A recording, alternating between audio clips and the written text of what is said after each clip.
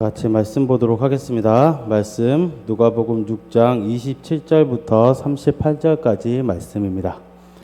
누가복음 6장 27절부터 38절까지 말씀입니다. 봉독해 드리도록 하겠습니다.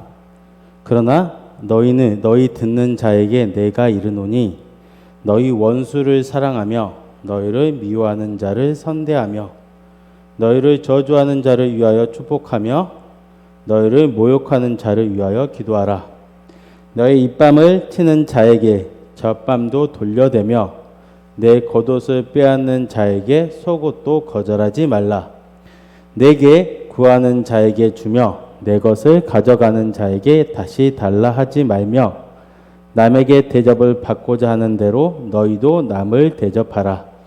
너희가 만일 너희를 사랑하는 자만을 사랑하면 칭찬받을 것이 무엇이냐? 죄인들도 사랑하는 자는 사랑하느니라. 너희가 만일 선대하는 자만을 선대하면 칭찬받을 것이 무엇이냐? 죄인들도 이렇게 하느니라. 너희가 받기를 바라고 사람들에게 구워주면 칭찬받을 것이 무엇이냐? 죄인들도 그만큼 받고자 하여 죄인에게 구워주느니라. 오직 너희는 원수를 사랑하고 선대하며 아무것도 바라지 말고 구워주라. 그리하면 너희 상이 클 것이요 또 지극히 높으신 이의 아들이 되리니 그는 은혜를 모르는 자와 악한 자에게도 인자하시니라. 너희 아버지의 자비로우심 같이 너희도 자비로운 자가 되라. 비판하지 말라. 그리하면 너희가 비판을 받지 않을 것이요 정죄하지 말라. 그리하면 너희가 정죄를 받지 않을 것이요 용서하라. 그리하면 너희가 용서를 받을 것이요 주라. 그리하면 너에게 줄 것이니 곧 후히 되어 누르고 흔들어 넘치도록 하여 너에게 안겨주리라. 너희가 헤아리는 그 헤아림으로 너희도 헤아림을 도로 받을 것이니라. 아멘. 다 같이 기도하도록 하겠습니다. 사랑과 은혜가 충만하신 아버지 하나님, 아버지 지금 여러 가지 상황으로 말미암아 우리가 유초등부에 모여서 예배를 드리지 못하고 있습니다.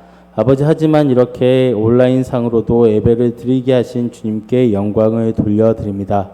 아버지 우리가 있는 그곳 각자의 그 초소에서 주님을 예배하오니 아버지 함께하여 주시옵고 아버지 그곳에 은혜가 넘쳐나게 허락하여 주시오며 아버지 한두 명이 함께 모여서 기도하는 곳에 주님께서 역사하신다고 말씀하여 주셨사오니 우리 유초등부 친구들 모여있는 그곳에 성령님께서 역사하셔서 은혜의 단비를 허락하여 주옵소서. 아버지 이러한 때일수록 저들의 믿음이 우리의 믿음이 더욱더 자라나며 주님 앞에 충성된 주님의 종들이 되어질 수 있도록 인도하여 주옵소서. 감사드립니다. 예수님의 이름으로 기도드립니다. 아멘.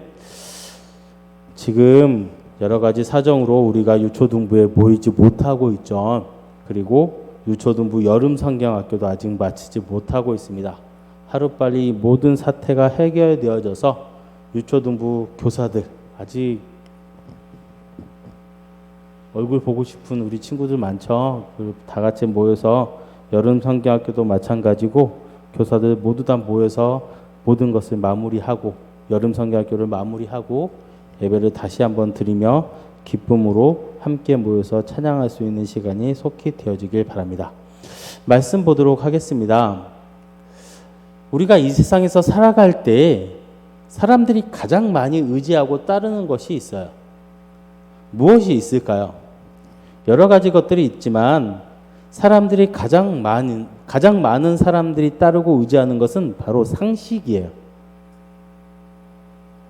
많은 사람들이 상식이라는 말을 정말 많이 쓰죠.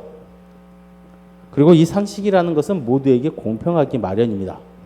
사람들이 자신의 의사를 결정하거나 자신의 행동을 결정하거나 깊은 생각에 빠졌을 때 이 모든 것들을 결정할 때 가장 많이 따르는 것이 바로 이 상식이에요.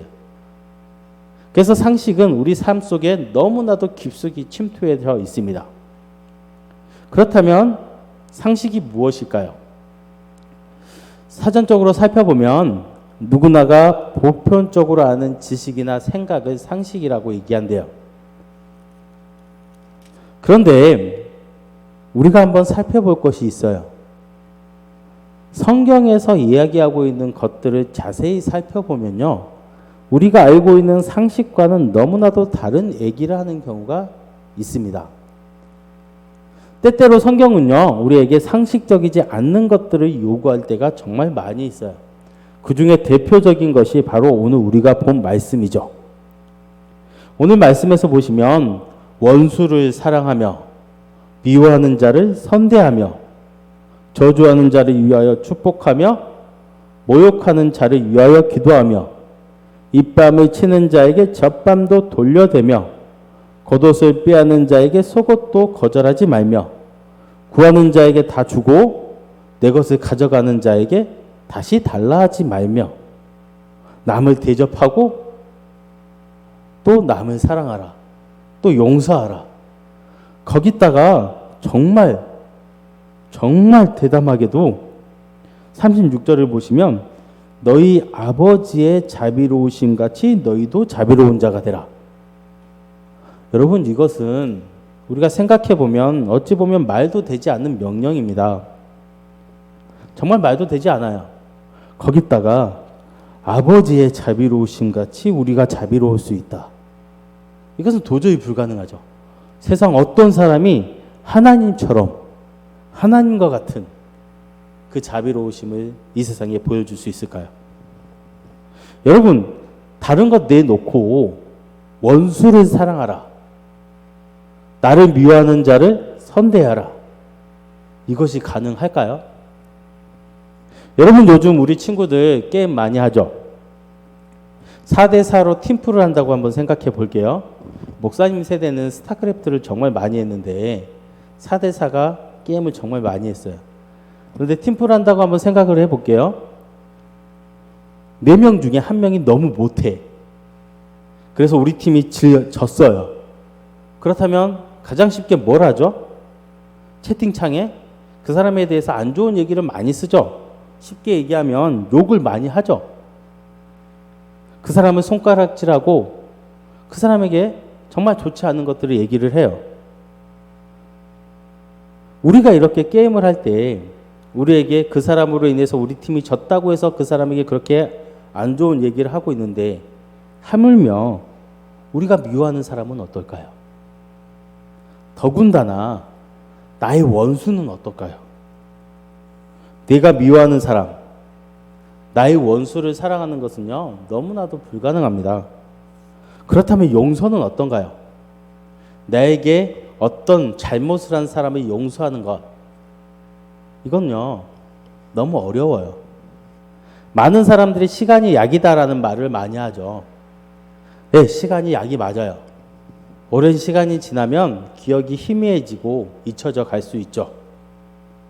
그런데 여러분, 오랜 시간이 지나서 다시 그 사람을 만난다고 생각을 해보세요.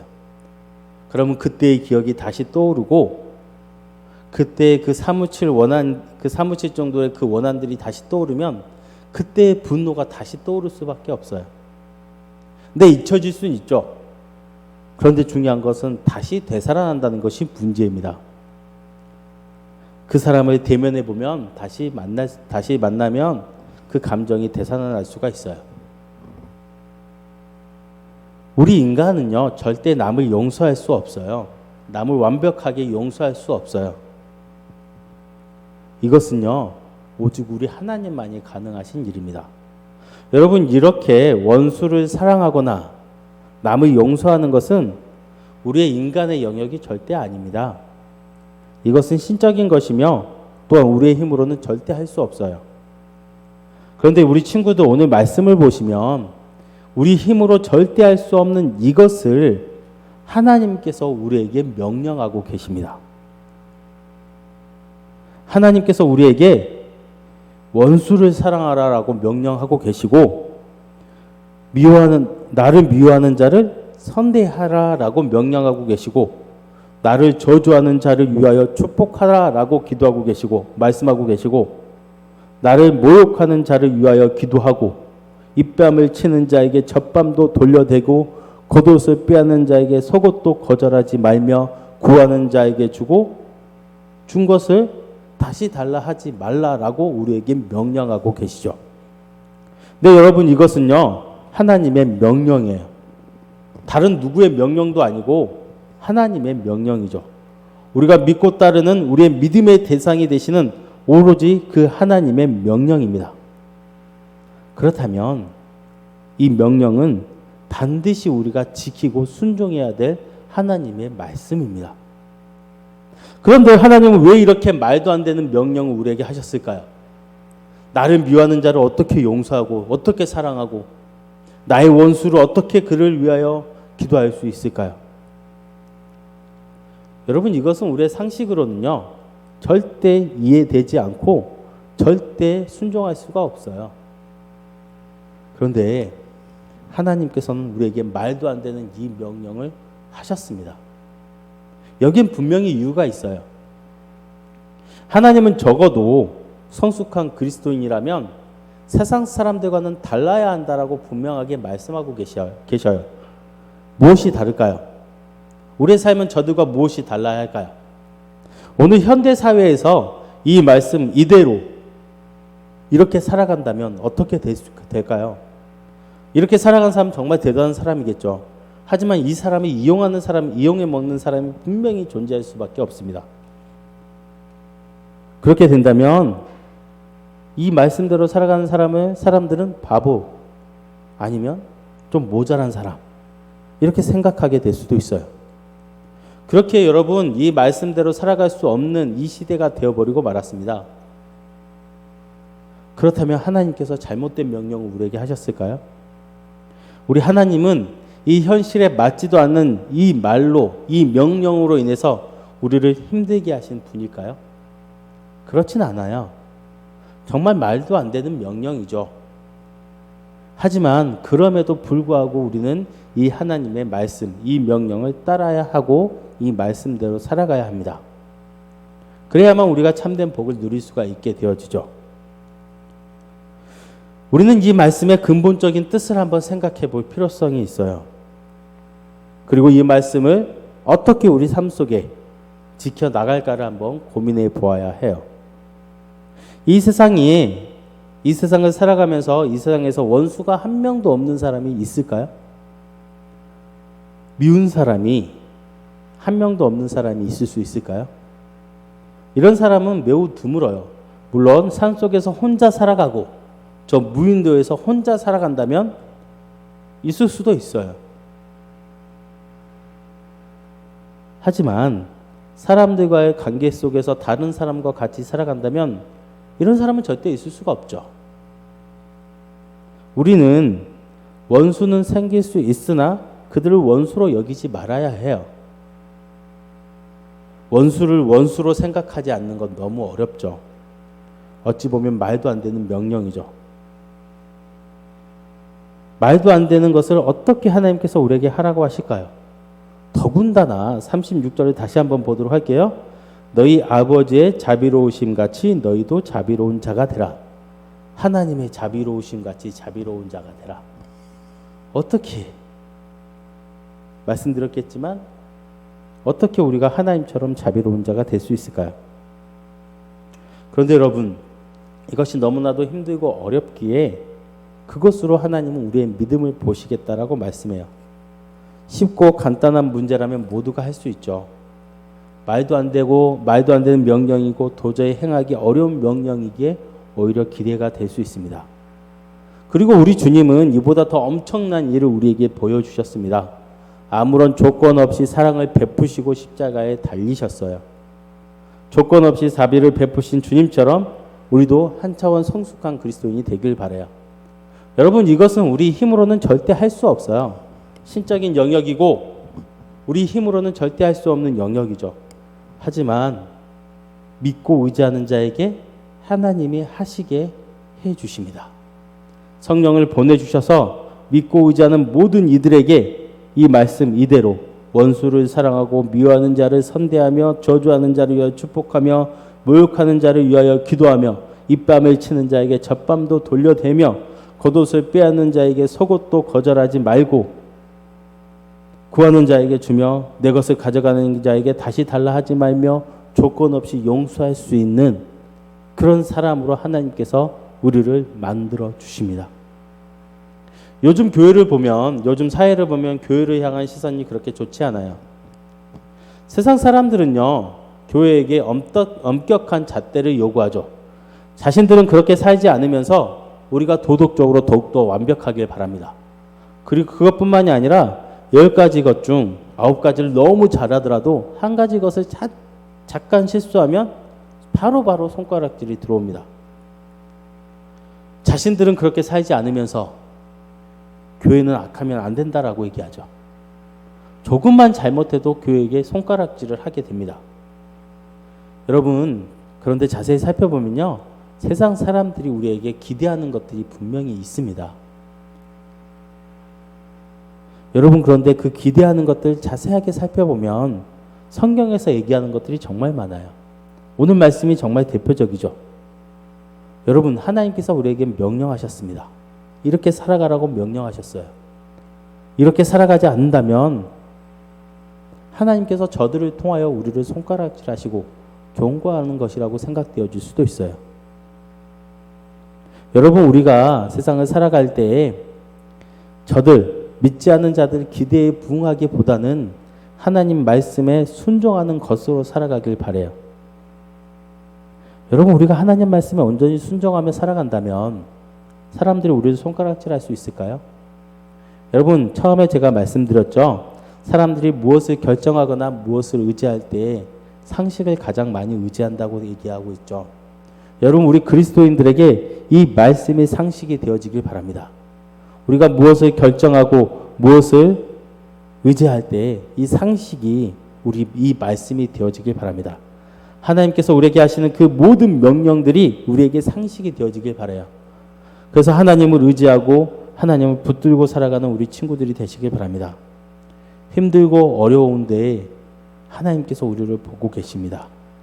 하나님이 보고 계시고 헤아리고 계심을 모두 믿고 의지하시기 바랍니다.